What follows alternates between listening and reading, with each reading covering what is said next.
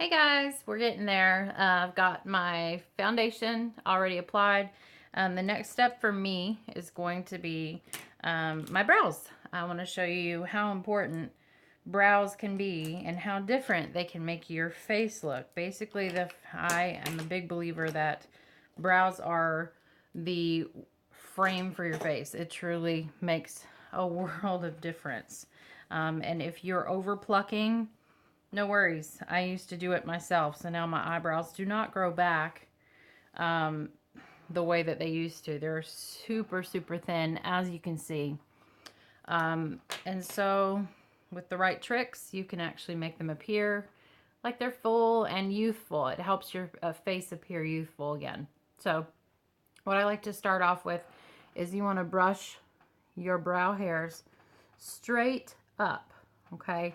And as you're trimming or plucking your brows, whatever you like to do when you're grooming them, the way that I do it, you want to use your, I got a big old fat piece of my nose here, but you want to use the side of your nose right here is where your brow should start. And as you can see, over the years, we overplucked me. So I have to fill that area in. And then you take the side of your nose, take it straight across where your iris is, or the middle of your pupil, and you take that up. That's where your natural arch should be, okay? And as you can see, when I overplucked them over the years, that's gone. So I'm going to fill that area in up to the arch. Then you take your pencil or straight edge straight to the edge of your eyeball, and that is where your tail should end. So I also have some missing there. So over the years, over plucking is a big no-no, and nobody ever told me. So back in the day in the 90s, it was the big rage to have the big 1 comma eyebrow, and so I don't have any more. So the way you can actually remedy that is with this product. It's called the Moodstruck Precision Liner. And I get mine actually in 2 colors. And the reason I did that is because I like to do darker on the end and lighter in the front. Just helps with a more natural brow, in my opinion. I still like very structured brows, but I still want it to look as natural as possible. So brush your brows up. And you're going to take your brow pencil. It's a very, very tiny pencil, which is great because you want it to appear like little tiny hairs. And what I start off with is I actually start here in the corner very lightly, and I just start connecting where that arch is going to go. So I'm basically making an outline, and I'm going to fill it in just a second. It's going to look a little crazy for just a few minutes. And don't worry if you mess up, because we're going to clean it all up when we're done. Again, I'm starting with the outside of the brow to the arch and down. One tip I do want to share with you, and I've noticed this a lot, I used to do it myself. A lot of people like to curve their brow down. What happens with that is that it makes your eye appear droopy. And if you are not 18, 20 years old, you're going to look older. So your eyebrow needs to go out, not down.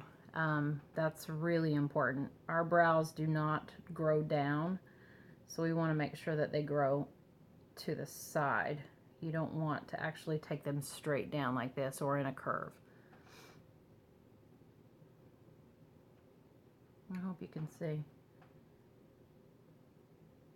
And as I'm filling this in, I am not using a heavy hand at all. I'm actually using very, very light brush strokes to make it appear as though it's hair and not someone drew eyebrows on my body. Okay, so that looks really crazy, I know. But I'm going to take the the medium toned pencil, and I'm going to fill in the front part of the eyebrow. I started the line right here, so I know where to start. And I'm going straight up, very light strokes. Hope you can see.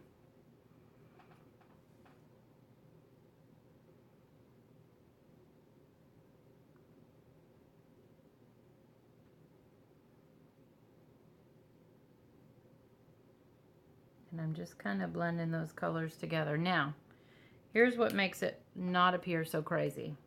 Is you want to take your spoolie, that's the other end of the pencil, and you're going to brush those up again to take away any harsh lines. Basically, the trick with makeup on anything is blend, blend, blend. And that's what I'm doing. I'm blending that pencil all together.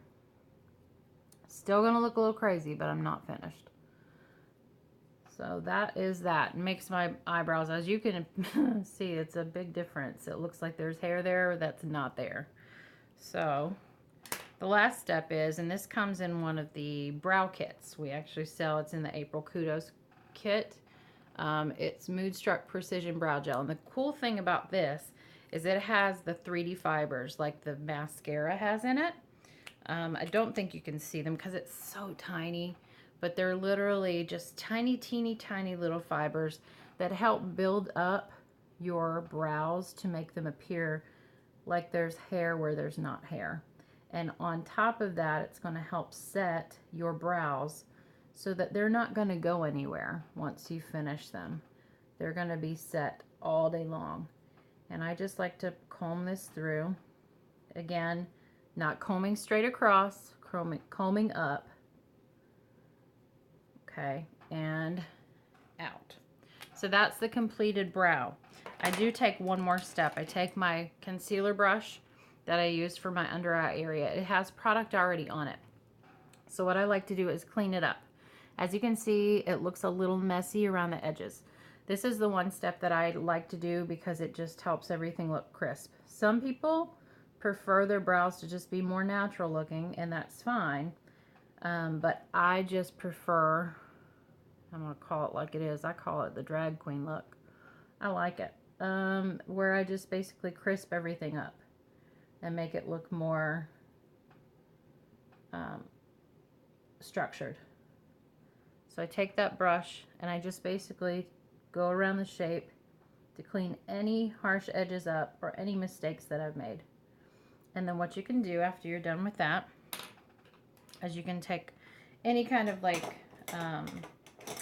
blender, small, I use this, it's just a blender brush, and I just lightly go around where I concealed to take any harsh lines away, and that's that. So as you can see, the big difference.